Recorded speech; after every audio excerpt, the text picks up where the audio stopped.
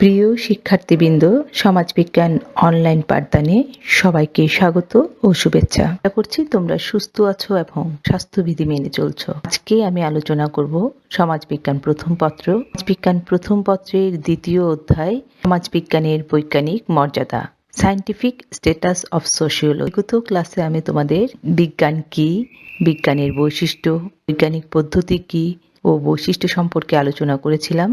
তারই ধারাবাহিকতায় আজকে আমি আলোচনা করব বৈজ্ঞানিক পদ্ধতির স্তরগুলো নিয়ে। আজকের পাঠ স্টেজ অফ সায়েন্টিফিক মেথড, বৈজ্ঞানিক পদ্ধতির স্তরসমূহ। বৈজ্ঞানিক পদ্ধতিতে কি স্তর আছে এবং কি কি। তোমরা একটা চিত্র দেখতে পাচ্ছ। চিত্রটা দেখে অনুমান করতে পারছো যে equation, background research, hypothesis, a hypothesis by doing an experiment, analysis your data and draw a conclusion. Report your result পরকে আমরা বিস্তারিত আলোচনা করব। এই পদ্ধতিটা কি একটু মনে করিয়ে দেই তোমাদের। বৈজ্ঞানিক পদ্ধতি বলতে অনুসন্ধান, জ্ঞান অর্জন এবং অতীতের জ্ঞান সংশোধন সম্পর্কিত কার্যপদ্ধতিটাকেই বোঝায়।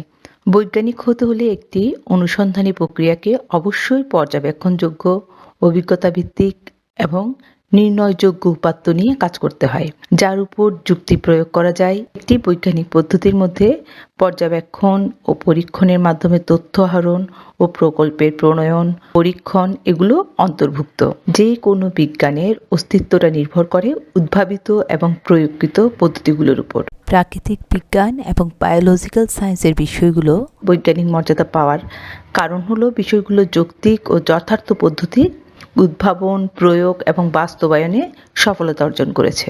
অন্যদিকে দেখো, সামাজিক বিজ্ঞানসমূহ এদের বিভিন্ন আলোচনা, পর্যালোচনা ও তথ্য গঠনের ক্ষেত্রে বেশ কিছু পদ্ধতি ব্যবহার করে থাকে, যা বৈজ্ঞানিক পদ্ধতির পরিবর্তে বিজ্ঞানসম্মত পদ্ধতি হিসেবে অভিহিত করা যুক্তিসঙ্গত। আমরা আমাদের চারপাশের পরিবেশ পর্যবেক্ষণ করার মধ্য দিয়ে আমরা প্রাকৃতিক ঘটনা কিংবা নিজের পছন্দের কোনো বিষয় সম্পর্কে কৌতূহল বোধ করি।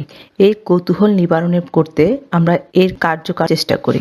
সঠিক এবং নির্ভরযোগ্য জ্ঞান অর্জন করতে আমরা বৈজ্ঞানিক পদ্ধতি ব্যবহার করে থাকি। গবেষণা এক প্রকার জ্ঞান অন্বেষণ, যা বিশেষ যুক্তিপূর্ণ নীতিমালার দ্বারা পরিচালিত হয়ে থাকে। পৃথিবীতে আমরা প্রতিনিয়ত নতুন নতুন ঘটনার সাথে যুক্ত হচ্ছি। সব ঘটনাই কিন্তু মানুষকে বা মানুষের মনকে আকৃষ্ট বা প্রভাবিত করতে পারে না। যেগুলো দ্বারা মানুষ প্রভাবিত হয় সেগুলো সম্পর্কে জানার একটা আগ্রহ অনুভব করে। এই যে মানব কৌতূহল বা আগ্রহ যৌক্তিকভাবে নির্বৃত করার ক্ষেত্রে বৈজ্ঞানিক পদ্ধতি ধারাবাহিকভাবে একটা গুরুত্বপূর্ণ ভূমিকা পালন করে থাকে। প্রতিটি বিজ্ঞানের উপনীত হতে হলে কার্যক্রমের মধ্যে কয়েকটি স্তর থাকে। সামাজিক গবেষণার ক্ষেত্রেও সমাজবিজ্ঞান যে বিজ্ঞান ভিত্তিক পদ্ধতি অনুসরণ করে তার কয়েকটি প্রধান পর্যায় বা স্তর রয়েছে। আমরা একটি চার্ট দেখতে পাচ্ছ। এগুলো হচ্ছে বৈজ্ঞানিক পদ্ধতির বিভিন্ন স্তর বা ধাপ।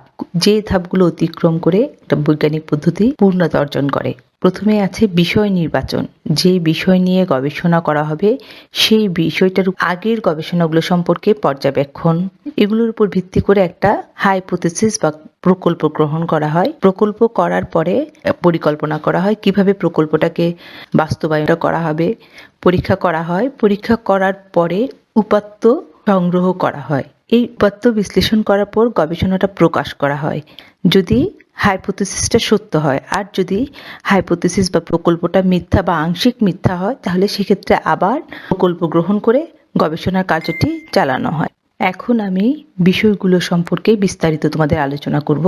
যেমন পর্যবেক্ষণ বা অবজারভেশন। আমরা প্রতিদিন দৈনন্দিন জীবনে নানা ধরনের ঘটনা প্রত্যক্ষ করি এবং বিভিন্ন সমস্যার সম্মুখীন হই। যে সমস্যাগুলো আমরা সম্মুখীন হই এগুলো কোনোটির দৃষ্টি আকর্ষণ করে, কিছু সম্পর্কে জানার কৌতূহল সৃষ্টি করে। যেই সমস্ত ঘটনা আমাদের মধ্যে কৌতূহল সৃষ্টি করে সেই সমস্ত বিষয়গুলো হচ্ছে গবেষণার উপযোগী। অর্থাৎ বৈজ্ঞানিক পদ্ধতির প্রথম কাজ হচ্ছে গবেষণার জন্য একটা বিষয় নির্বাচন করা। সমস্যা নির্বাচনের ক্ষেত্রে কিছু বিষয় খেয়াল করতে হয়, যেমন সমসাময়িক সমাজের সমস্যার পরিধি, গুরুত্ব, যৌক্তিকতা বিবেচনা করতে হয়। যে সেক্ষেত্রে যেমন মাদকাসক্তি, বাল্যবিবাহ, জনসংখ্যা বৃদ্ধি, যৌতুক প্রথা প্রতি গ্রামবাসীর মনোভাব, এই ধরনের বিষয়গুলো নিয়ে আমরা গবেষণা কার্য পরিচালনা করতে পারি। একটি উদাহরণের মাধ্যমে আমরা তোমাদের ধারণাটাকে আরেকটু পরিষ্কার করে দিতেই, যেমন আমাদের সমাজ জীবনে কর্মজীবী নারীর খাপ খাওয়ানোর ক্ষেত্রে কর্মজীবী নারীকে পরিবার ও কর্মক্ষেত্র এই উভয় ক্ষেত্রে কিন্তু প্রতিনিয়ত বহু সমস্যার সম্মুখীন হতে হয়।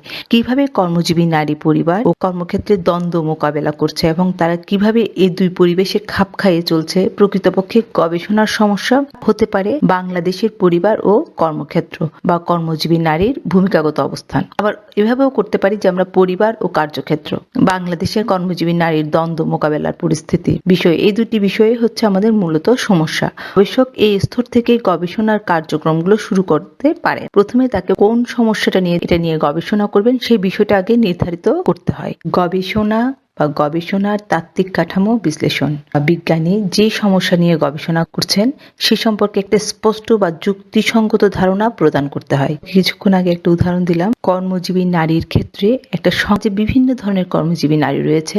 গবেষক কোন ধরনের কর্মজীবী নারীদেরকে নিয়ে গবেষণা করতে চান সে সম্পর্কে স্পষ্টভাবে উল্লেখ করতে হবে। এক্ষেত্রে গবেষক ইটের ভাটায় অন্তত বা কাজ করে এই টাইপের নারী নিয়ে, কিংবা যারা অফিসে কাজ করছে সেই ধরনের নারী নিয়ে, নাকি উচ্চপদস্থ কর্মক্ষেত্রে কর্মরত নারীদেরকে নিয়ে গবেষণা করবেন তা স্পষ্টভাবে উল্লেখ করতে হবে। এভাবে এখানে ভূমিকা বলতে কি বোঝায়, কোন ধরনের ভূমিকার সাথে নারীর সম্পর্কিত তাত্ত্বিকভাবে ব্যাখ্যা করতে হবে। এই স্তরে সমস্যার সাথে সম্পর্কিত গবেষক যে বিষয়টা জানতে চান তার জন্য অন্য কোনো প্রবাহিত না হয় এবং একটি কাঠামো ও সুনির্দিষ্ট একটা লক্ষ্য যেন গবেষণা কার্যটি পরিচালনা করা হয় সেদিকে খেয়াল রাখতে হয়। এক্ষেত্রে সমস্যার সাথে সম্পর্কিত প্রত্যেকটি ধারণার সংজ্ঞায়ন করতে হয়। অনুসিদ্ধান্ত প্রণয়ন বা গবেষণার সমস্যা প্রণয়নের পরে গবেষকের যেই কাজটা উপস্থিত হয় সেটা হচ্ছে প্রশ্নসমূহের আলোকে সম্ভাব্য উত্তরগুলো একটা অনুমান করা, অর্থাৎ এটাকে অনেক সময় পূর্ব ঘোষণা বলা হয়। অনিয়মিত সিদ্ধান্তকে কেন্দ্র করেই কিন্তু গবেষণা কর্মটা পরিচালিত হয়। একটা গবেষণার দিক নির্দেশন প্রকল্প বা অনুমিত সিদ্ধান্তটা হাইপোথেসিস কাজ করে থাকে। গবেষক কবে এবং কোন কোন বিষয়গুলো বাদ দিবে এবং কিভাবে বা কোন মাধ্যমে কাজটা পরিচালিত হবে, এর মাধ্যমগুলো নির্ধারণ করা হয় অনুমিত সিদ্ধান্তের মাধ্যমে। কিছুক্ষণ আগে একটা উদাহরণ দিয়েছিলাম, যে সমস্যাটা কর্মজীবী নারীর ক্ষেত্রে নেওয়া হয়েছিল, এক্ষেত্রে আমি একটা সিদ্ধান্ত গ্রহণ করলাম বা আমার গবেষণার বিষয়টা আমি ঠিক করলাম, বিবাহিত কর্মজীবী নারীর চেয়ে অধিক সংখ্যায় পদোন্নতি পাচ্ছে। আমি এটা একটা কল্পনা বা একটা অনুমান করলাম। এই অনুমানটা করার পরেই আমি তথ্য সংগ্রহ করব। গবেষণার সমস্যার মধ্যকার ধারণাগুলোর পারস্পরিক সম্পর্ক নির্ধারণের মাধ্যমে গবেষণার সমস্যা সমাধানের একটি আনুমানিক বিবৃতি তথ্য বা উপাত্ত সংগ্রহ ও শ্রেণীবিন্যাস। গবেষণা যে কোনো পদ্ধতিতে পরিচালনা করা হোক না কেন তার জন্য তথ্য বা উপাত্ত হচ্ছে একান্ত প্রয়োজন। তথ্য প্রাপ্তির উৎস মূলত দুটি। গবেষক নিজের গবেষণার ক্ষেত্র থেকে উপাত্ত সংগ্রহ করতে পারেন, আবার অন্যের সংগৃহীত তথ্যগুলো থেকেও গবেষণায় ব্যবহার করতে পারেন। তথ্য প্রাপ্তির উৎস মূলত দুটি, একটা হচ্ছে প্রাথমিক উৎস, একটা হচ্ছে মাধ্যমিক উৎস। প্রাথমিক উৎস হচ্ছে যখন গবেষক মাঠ পর্যায় থেকে উপাত্ত সংগ্রহ করে সেই গবেষণাগার বা মাঠ পর্যায়কে বা নির্বাচিত এলাকাটাকেই প্রাথমিক উৎস বলা হয়ে থাকে। আর মাধ্যমিক উৎস হচ্ছে ব্যবহৃত তথ্যগুলো গবেষণায় ব্যবহার করেন, তাহলে এটাকে বলা হয় মাধ্যমিক উৎস। যে কোনো উৎস থেকেই গবেষক তথ্য সংগ্রহ করতে পারেন এবং সেই তথ্যগুলো একটা বিশেষ নিয়মে তিনি সাজান। সেক্ষেত্রে পরিসংখ্যান পদ্ধতি প্রয়োগ করতে পারেন। পরিসংখ্যান পদ্ধতি প্রয়োগ করে টেবিল বা গ্রাফ বা চার্ট প্রভৃতির মাধ্যমে উপস্থাপন করতে পারেন, অথবা সংগ্রহিত তথ্যগুলোকে তিনি যথাযথভাবে সাজিয়ে গবেষকের একটা সিদ্ধান্ত গ্রহণে সহায়তা করতে পারে। এই সংগৃহীত তথ্যগুলো যদি যথাযথভাবে না সাজায় তাহলে গবেষকের পক্ষে সিদ্ধান্ত গ্রহণের ক্ষেত্রে সমস্যা সৃষ্টি হয়। সত্যতা বা যথার্থতা সাজানোর পর তথ্য বিশ্লেষণ করতে হয়। প্রাপ্ত তথ্যগুলিকে সারিবদ্ধ বা শ্রেণীবিন্যাস করার পর যে কল্পনা বা যে প্রকল্পসমূহ প্রণয়ন করা হয় তা প্রাপ্ত তথ্যগুলির দ্বারা সমর্থিত হচ্ছে কিনা অর্থাৎ সেটি যাচাই করা হয়। তথ্য সংগ্রহ করার পর গবেষককে তথ্য নির্ভরযোগ্য এবং যথার্থতা নিশ্চিত করতে হয়। প্রাপ্ত তথ্যগুলোকে সারিবদ্ধ বা করার পর যে কল্পনা বা কল্পনাসমূহ প্রণয়ন করা হয় তা প্রাপ্ত তথ্যগুলির সাথে সমর্থিত হচ্ছে কিনা সেটা কিন্তু যাচাই করে দেখা প্রয়োজন। শুধু তাই না, যেসব এলাকা থেকে তথ্য সংগ্রহ করা হয় সেগুলো ছাড়াও অন্যান্য এলাকা থেকেও কিছু তথ্য সংগ্রহ করে অথবা ওইসব এলাকার সংক্ষিপ্ত জরিপ চালিয়ে ইতিমধ্যে যে কল্পনাগুলো করা হয়েছে সেটা যথার্থতা বিশ্লেষণ করা হয়। এক্ষেত্রে গবেষকের প্রধান কাজ হলো কল্পনা বা বিবৃতি বাস্তব ঘটনার সাথে কতটা সম্পর্কযুক্ত বা সঙ্গতিপূর্ণ সেটা যাচাই করে দেখা। এই যাচাই বাছাইয়ের গৃহীত বা বিবৃত বা কল্পনা পুরোপুরি সমর্থিত হতে পারে, আবার এটা নাও হতে পারে।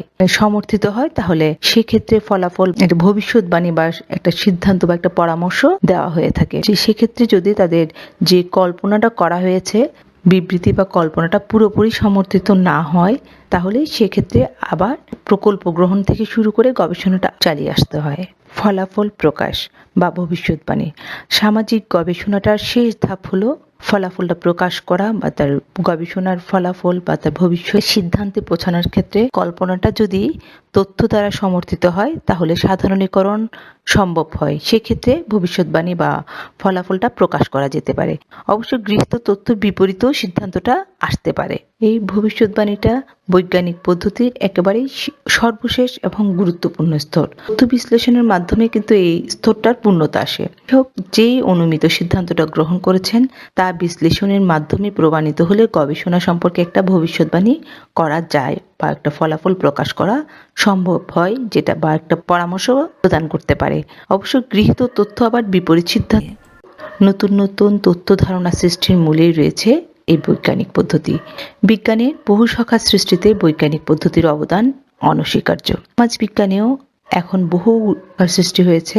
তাছাড়া সমাজ বিজ্ঞানের নতুন নতুন তথ্য ও ধারণাগুলোর সৃষ্টি করছে এই বৈজ্ঞানিক পদ্ধতি অনুসরণের মাধ্যমে। আজকে এই পর্যন্ত।